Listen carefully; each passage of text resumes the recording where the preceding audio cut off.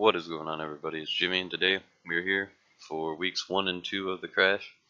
I was initially going to upload 1 week at a time, and I will from here on out every Sunday, but last week time constraints caused me to have to do both battles in this video, but from here on out that won't be the way it goes. So weeks 1 and 2 this week, and then we'll go week 3, week 4, week 5, and so on.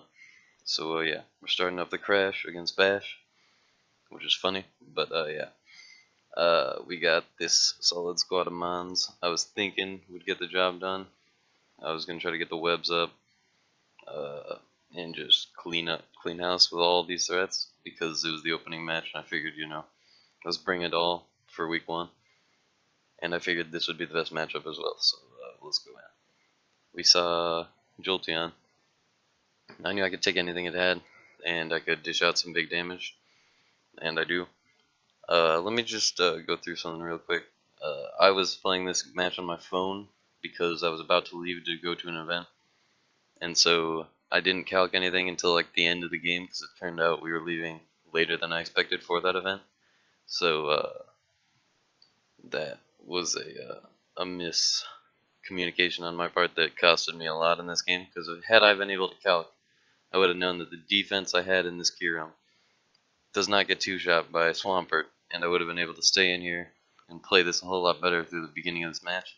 But as you can see, I'm going to keep switching into the Rotom fan, keep letting it take hits as the Jolteon continues to Volt Switch. And then eventually I roost on the Swampert. We see Waterfall, but I still got afraid of Hammer Arm and switched in this thing. But eventually it does give me webs and the Don fan, so I'm not ridiculously upset. But eventually you see I don't get webs up and the rocks get up on my side, and that could have been prevented if I was observant and calced. So that's all my fault, really. But I wish I had communicated better pre-match, but that's just unfortunate. But I figured, let's just do what we can with what we have.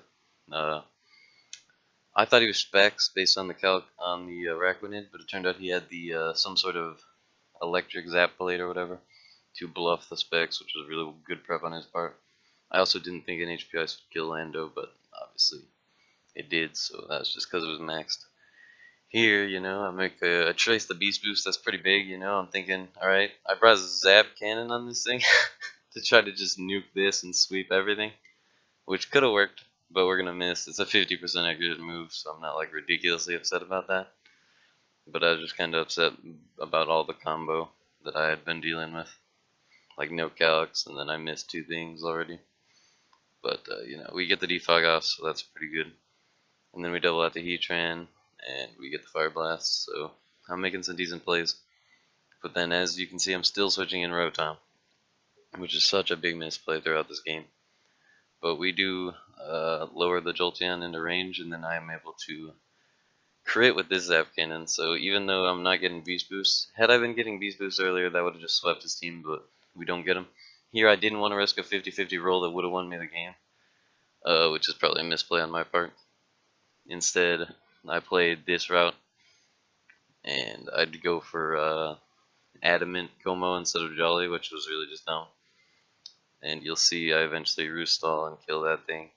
He comes out, we knock it out, and I figured Dragon Pulse 2 shots, and if he's Adamant, which I figured he would be, which was stupid, I'd be able to 2-shot Dragon Pulse, but it turned out he was Jolly and was able to just kill both mons. So that was just terribly misplayed for week 1, but I'm pretty much vowing to improve after this week, as week 2 I wasn't great either. But let's just get into that match real quick. So week 2, I brought a cool combo of mons. I over-prepped for Bisharp. I had Gobelin strictly for Bisharp. I brought webs with Gobelin because I figured Gobelin would be able to kill the Bisharp if it tried to get the +2 after the webs. And I had Pawniard to potentially outspeed and low kick a Bisharp and to take on Krash, so it was a cool combo of mons. But yeah, we bring in our Raquinid expecting an Earthquake. He doesn't go for that, he goes for Knockout here. I get my webs up. I expect a defog, but he actually throws out Acrobatics, which after calculating it after the game, that crit probably mattered, and that would have done a whole lot to this with the liquidation. So that's just an unfortunate event to happen, but it doesn't really matter that much.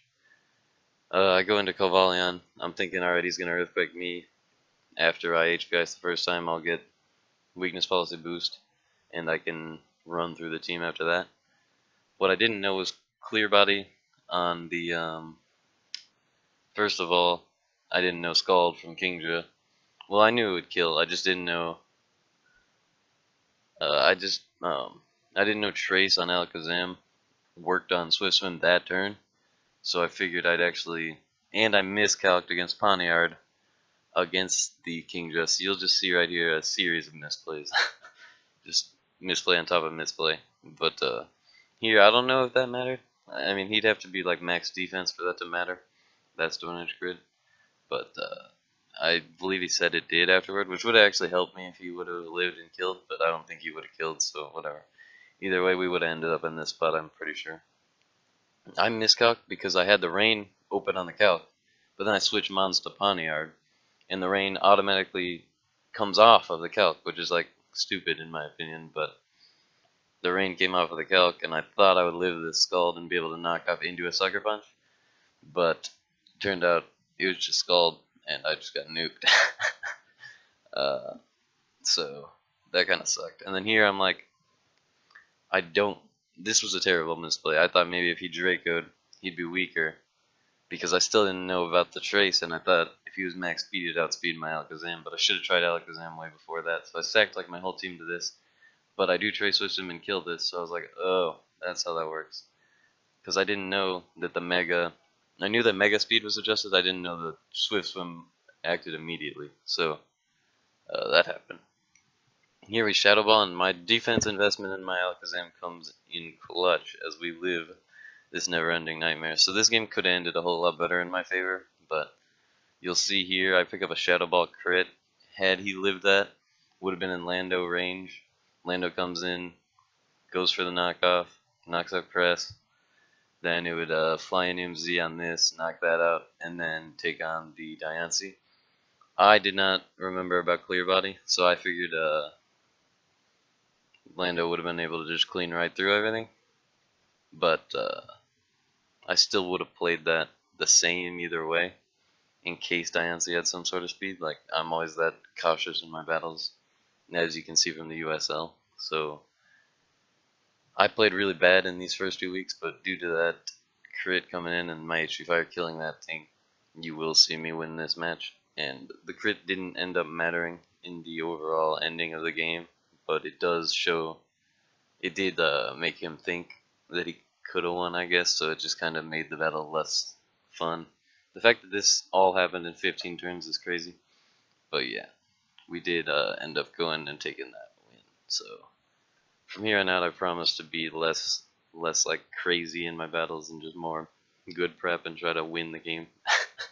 But yeah, I'm trying to get used to this team because it's just so offense based that I'm like going insane. So yeah, you saw those two. You saw this first match with a 1-0 loss to Bash, as he did play very well and I just misplayed. And in week 2 I misplayed a lot, but still had the right sets to win. So I guess my prep is what's keeping me in these games. But as long as I continue to prep well and prep a little bit better in the future, and play better and just be focused when I play, I should be able to do well in this league. But great game to both of these guys, Bash and Codster, with some great, or Cody, whatever you want to go by. There's some great games from these guys, and I'm assuming his Discord means Codester because he's like Cody, but whatever. So great games by these guys. Hopefully we can see some better prep from me in the future, and we'll see you guys next time. Peace.